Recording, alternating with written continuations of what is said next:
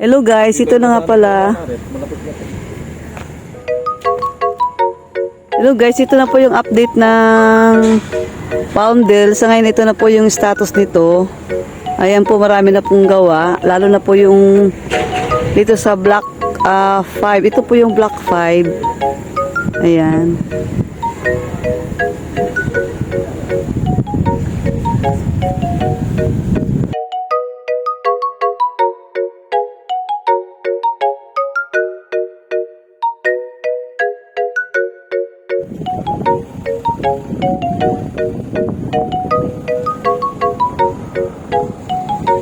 Nung kami hanggang doon kami sa may yung may inuloy ko ng motor.